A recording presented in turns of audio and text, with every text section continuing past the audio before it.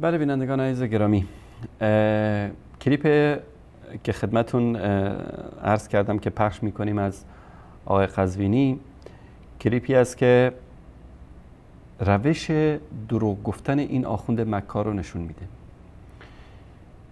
همونطوری که بارها گفتیم و متاسفانه تا جایی هم این تبلیغات اینها اثر داشته در بین اهل سنتی که اطلاع ندارن از کتب شیخ الاسلام ابن تیمیه رحمت الله علیه و همه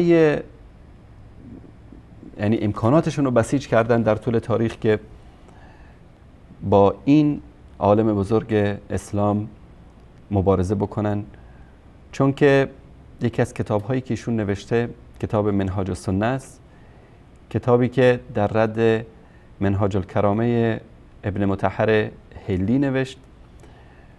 ابن مطهر حلی یکی از علمای دروغگوی شیعه رافضی بود و بعد از این کتاب رو نوشت شیخ الاسلام ابن تیمیه رحمت الله علیه در رد کتابش کتاب منهاج السنه رو نوشتن که خاری است در چشم روافض و تا قیامت هم اینها نمیتونن ردی بر این کتاب بنویسن، چون ردی ندارن که بنویسن. در این کلیپ میبینیم که این آخوند مکار و حیله‌گر، من فقط خواهش میکنم از بینندگان عزیز که خوب دقت بکنن به حرفایشون و ببینن که چطور تحریف میکنه، چطور تلبیس میکنه، چطور دروغ میگه و چطور بعد استنباط میکنه از این نصوص، بعد تهمت میزنه به مخالفین. چون که بارها گفتیم در مذهب اینا تهمت و دروغ بستن به مخالفین عبادت محسوب میشه.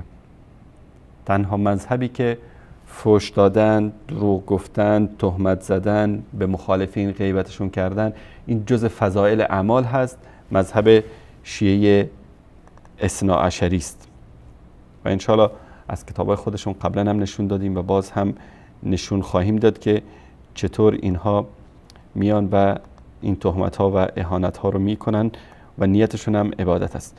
این کلیپ رو با هم ببینیم. الجزء السادس.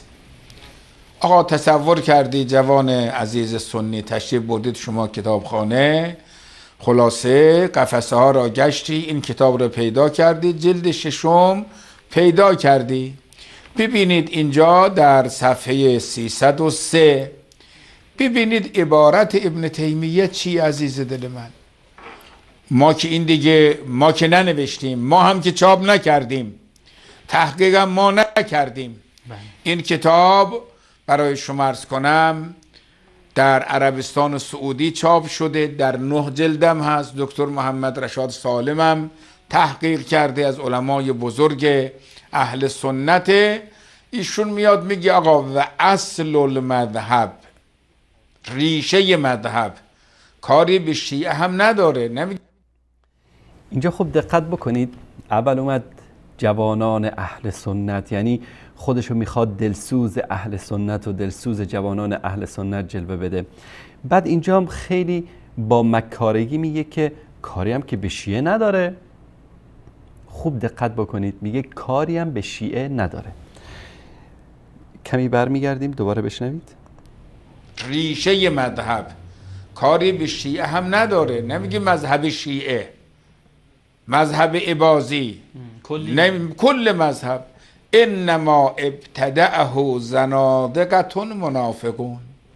اصلا اصل مذهب را بنیانگذارش ملحدین، زندیق ها و منافقین بودن. مرادشون هم فاسد کردن دین اسلام بوده. بابا اصلا شما مذهب شیعه رو استثناء کنید، زیدی را استثناء کنید، اسماعیلی رو استثناء کنید. آقا بفرمایید، آقای جوان حنفی بفرمایید این حرف آقای ابن تیمیه است نسبت به شما، نسبت به امام اعظم ابو حنیفه. جوان عزیز شافعی، این حرف ابن تیمیه است نسبت به امام شافعی. جوان مالکی، این حرف ابن تیمیه است نسبت به امام مالک. جوان حنبلی، این حرف ابن تیمیه است نسبت به احمد ابن حنبل. میگه اصل المذهب انما ابتدعه زنادقة منافقون. خب حکم منافق چیه؟ و قاتل الکفار و المنافقین. ببینید که این دایه مهربانتر از مادر، جوانان عزیز حنفی، جوانان عزیز شافعی، جوانان عزیز مالکی، جوانان عزیز حنبلی، انگار که اینها همه برادرخوانده ایشون هستن، این جوانان اهل سنت، و ایشون هم دیگه دایه مهربانتر از مادر شده و داره برای اینا اشک تمساح میریزه. بعدش هم بعد اینکه متن خوند دیگه الان میاد استنباط میکنه که بله اینها شما رو کافر میدونن، منافق میدونن. بعد آیاتی رو میخونه که ما اصلا بعضی از این آیات در قرآن نداریم. این قرآنی که پیش امام زمانشون هست حتما درون است. علی کل حال ببینید خیلی بعد از این حرفای بعد از این که میزنه خیلی جالبه. حکم زندیق چی؟ و قاتلوا ائمة الکفر یا و قاتل الکفار، برای شما عرض کنم کافتن.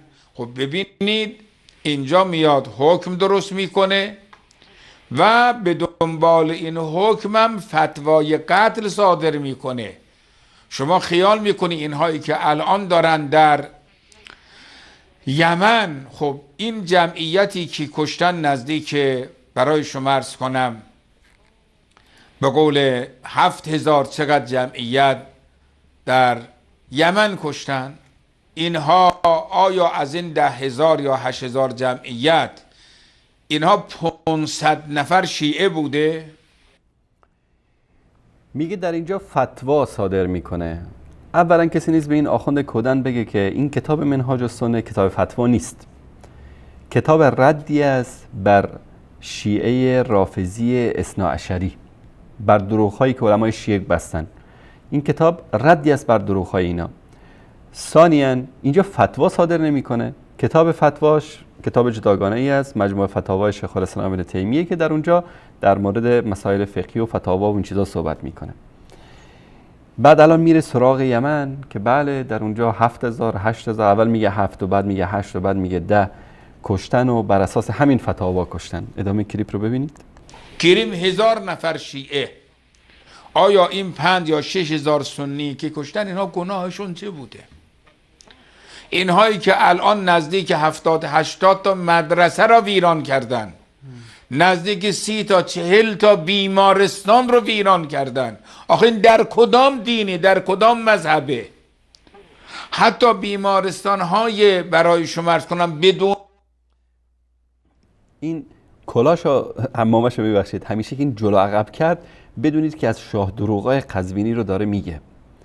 یعنی دروغای خیلی گنده و بزرگش رو که ما گرفتیم، یکی از علاماتش این است که دوستانمون بخش پژوهش و پیگیری هر موقعی که دیدن که این قزوینی اصلا گاهی اوقات صدا رو نگاه نمی‌کنن، دیدن که کلاشو عمامه‌شو جلو عقب کرد، میگن که حتما بگیرید که اینجا دروغ گفته.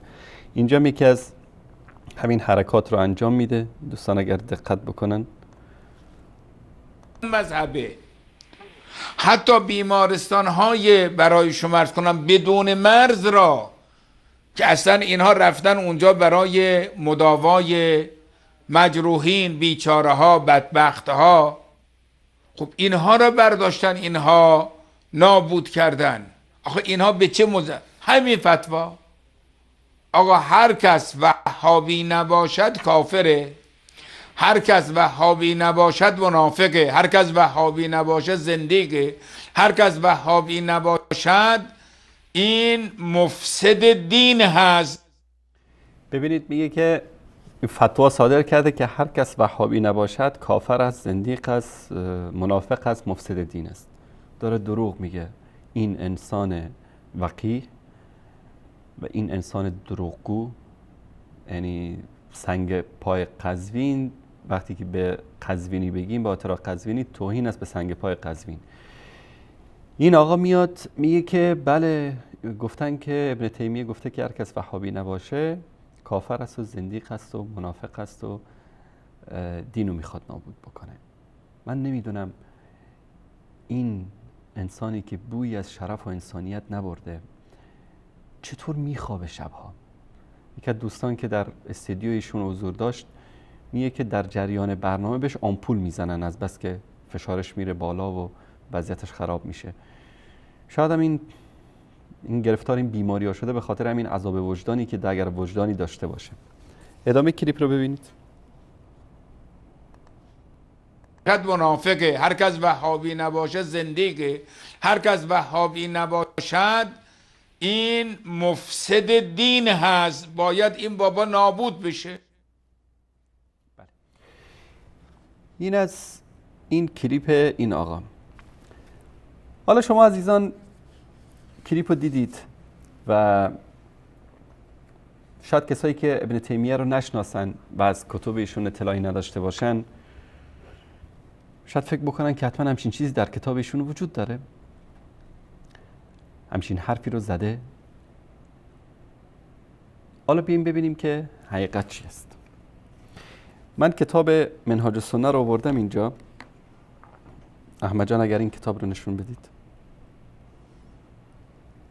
این کتاب منهاج السنه است في نقص كلام الشيعة القدرية لابن تيمية أبي العباس تقي الدين أحمد ابن عبد الحليم، تحقیق دکتر محمد رشاد سالم. در این کتاب و اینم صفحه بعدش همونطوری که ایشون گفت این کتاب در دارالفضیله در عربستان سعودی چاپ شده. در اینجا و میریم سراغ همین مطلبی که ایشون نشون داد.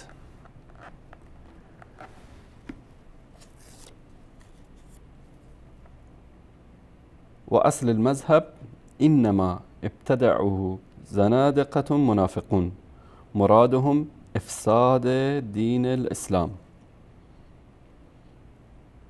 این مطلب رو خوند، گفت که منظور ابن تیمیه در اینجا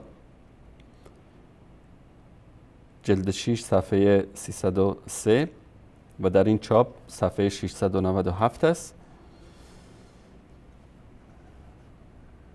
و گفت که منظور ابن تیمیه در اینجا کی است؟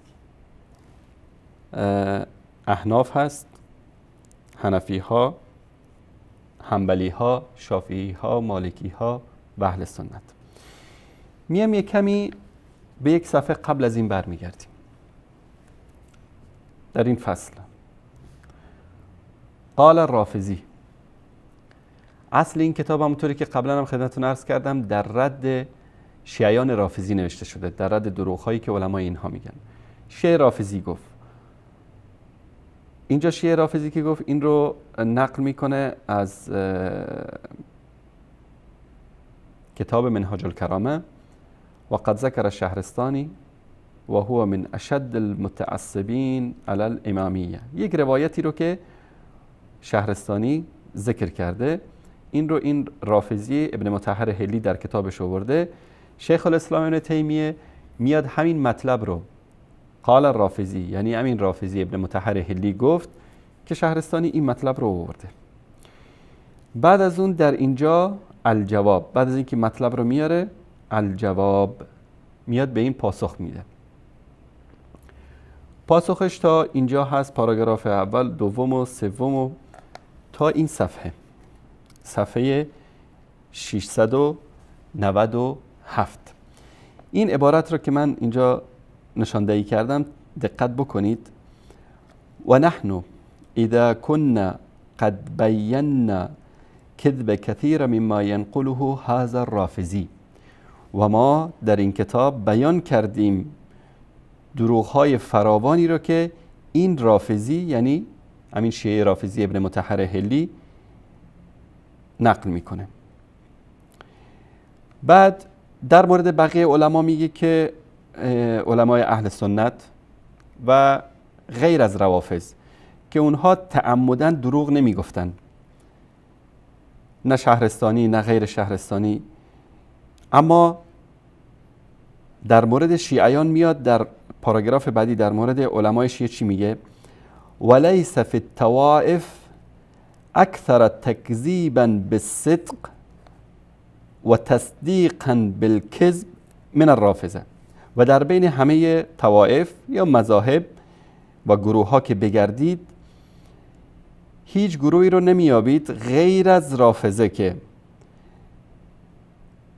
حرفهای راست رو تکذیب میکنن، سخنان راست رو تکذیب میکنن و سخنان دروغ رو تصدیق میکنن.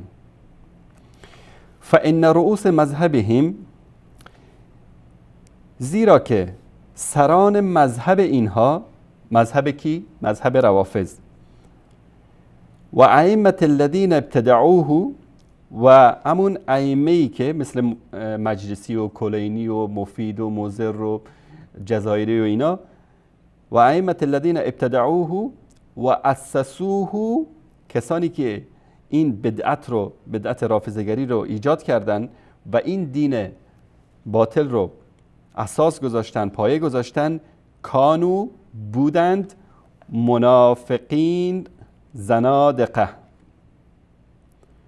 منافقین زندیق بودند، کسایی که پایه‌گذاران مذهب رافضه‌گری بودند. در اینجا ببینید که کلمه منافقین و زنادقه به کیا گفته شده؟ به علمای شیعه رافضی. کما ذکر ذلک عن غیر واحد من اهل العلم، چنان که این مطلب از تعداد زیادی از اهل علم روایت شده.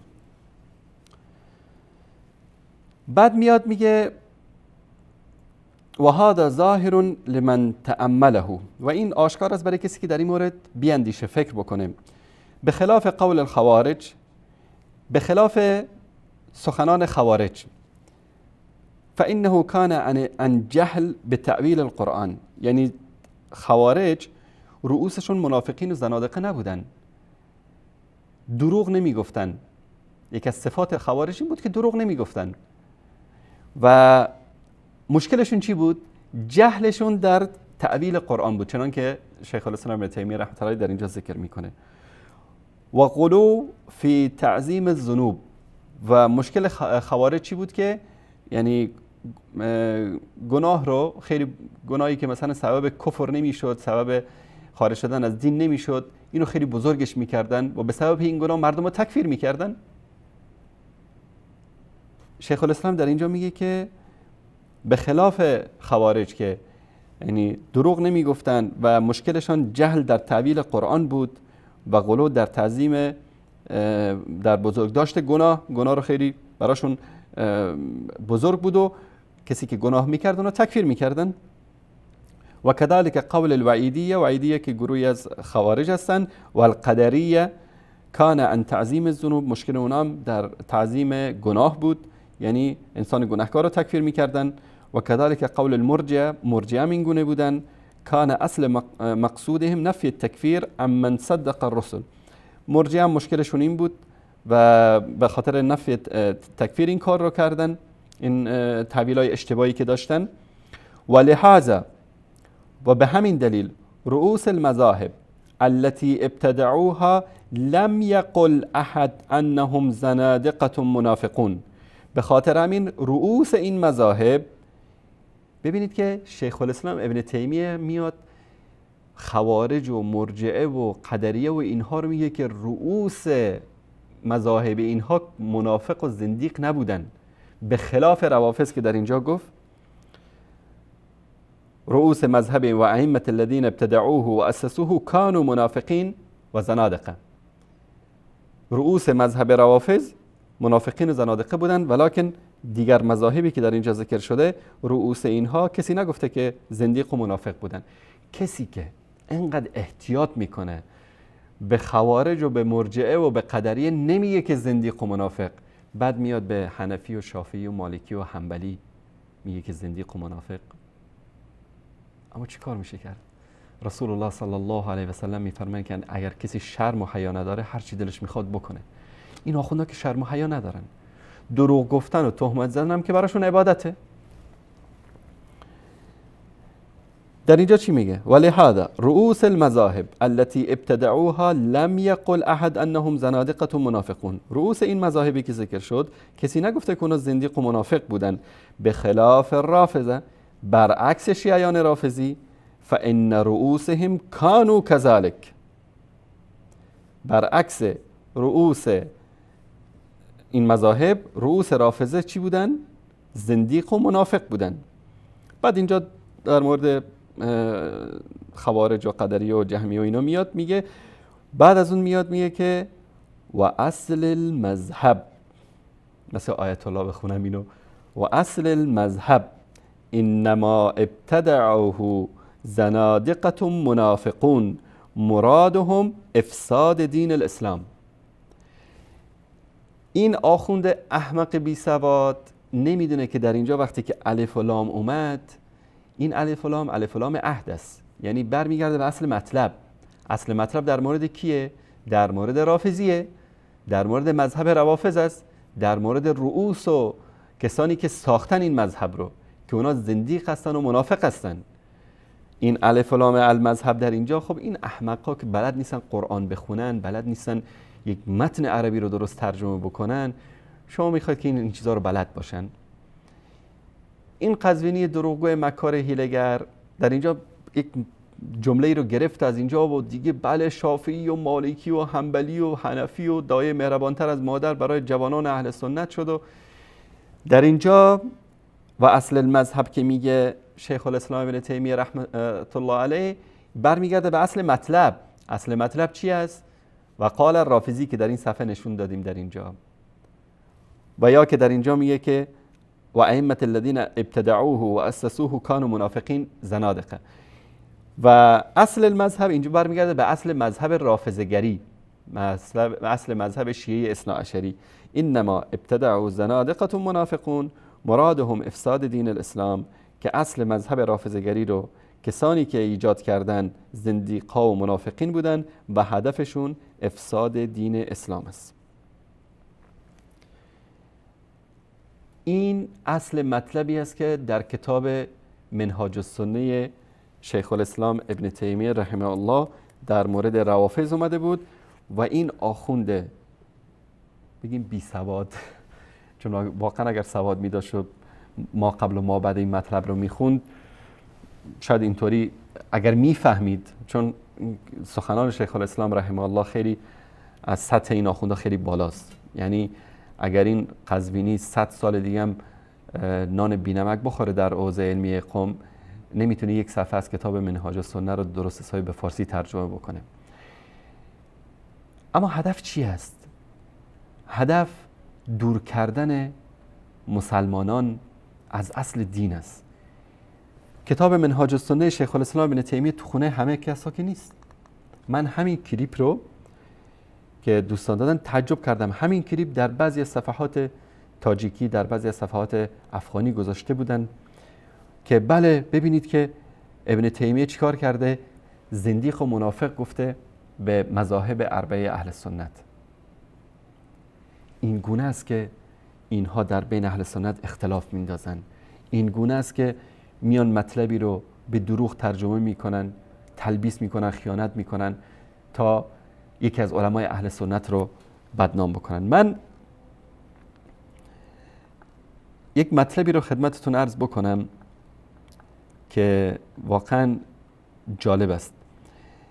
در مجموعه فتاوای شیخ الاسلام ابن تیمیه رحمت الله علیه، فقط یک سرچ کوتاهی اگر بزنید در کتاب مجموعه الفتاوا بزنید، بیش از 400 مورد اتفاق ائمه اربعه اهل سنت رو ایشون در مجموعه فتاوای خودش ذکر میکنه. کسی که اونا رو زندیق و منافق بدون این کارو میکنه؟ ایشون در شرح حدیث نزول شیخ الاسلام ابن تیمیه، اگر این مطلب رو احمد جان اگر که نشون بدی این قسمت رو، در مورد یکی از شبهاتی که مطرح میشه میاد میگه که فهذا لیس فی کتاب الله ولا سنت رسول الله صلی الله علیه و سلم ولا قاله احد من السلف. این مطلب نه در کتاب الله هست و نه در سنت رسول الله صلی الله علیه و سلم است و نه هیچ یک از علمای سلف این مطلب رو ذکر کردن. لا من الصحابه، نه از صحابه، ولا من التابعین لهم به احسان، نه کسانانی که به نیکی از آنها متابعت کردند، ولا الائمه الاربعه و امثالهم من ائمه المسلمین، و نه امامان چهارگانه یعنی امام شافعی، امام مالک، امام احمد ابن حنبل و امام اعظم، و نه از ائمه چهارگانه و نه از مانند آنها از دیگر امامان مسلمین این مطلب ذکر نشده. در مطلب دیگر در مجموع فتاوا در جلد 7 در صفحه 402 ایشون میگه که من رحمت الله به عباد المسلمین، از رحمت الله به بندگان مسلمانش این است که ان الائمه الذين لهم في الامه لسان صدق، امامانی که نام نیک در میان امت دارن. اینو کی میگه؟ اینو ابن تیمیه میگه که امامانی که در دین در بین امت نام نیک دارن. حالا این امامان رو معرفی میکنه، مثل مانند الائمه الاربع، مانند امامان چهارگانه. امامان چهارگانه کیا هستن؟ امام احمد است، امام مالک است، امام شافعی است و امام ابو حنیفه است و غیرهم، و غیر از آنها کمالک و ثوری و الاوزاعی و لیث بن سعد و الشافعی و کالشافعی و احمد و اسحاق و ابی عبید و ابی حنیفه و ابی یوسف و محمد. این دوتا ابی یوسف و امام محمد از شاگردان امام ابو حنیفه هستند. کانوا ینکرون علی اهل الکلام من الجهمیه قولهم فی القرآن والایمان و صفات الرب. و این امامان بزرگوار مانند لیث بن سعد و شافعی و احمد و اسحاق و ابو عبید و ابو حنیفه و ابو یوسف و محمد مخالف اقوال جهمیه در مسئله قرآن و ایمان و صفات پروردگار بودند. این رأی شیخ الاسلام ابن تیمیه است در مورد امامان اربعه که اونا را از ائمه مسلمین میدونه. و این آخوند زندیق منافق میاد میگه که در این مطلب منظور ابن تیمیه حنفی و شافعی، مالکی و حنبلی بوده.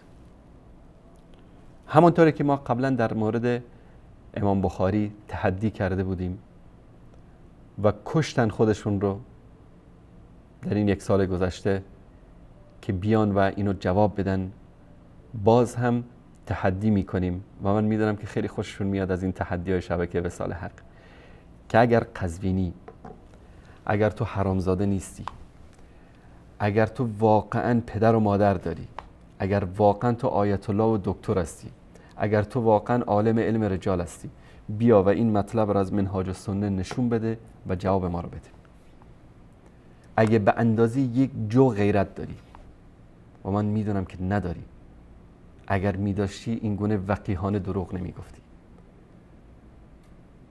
بیا این مطلب را از اول تا آخرش بخون و بگو که در کجا گفته فتوا داده ابن تیمیه که ابو حنیفه و شافعی و مالک و احمد بن حنبل اینا زنادقه و منافقون هستن. در کجا گفته؟ هر کی رم دوست داری به نمایندگی از خودت تعیین بکن، از این مخنثایی که دور و برت هستن مانند شریفی و رضوی و نمیدونم مومنزاده و اینا، هر کی رو دوست داری، یه تون برنامه‌هاتون مثل روستایی و نمیدونم بقیه، هر کی رو دوست داری تعیین بکن که جواب اینو بده.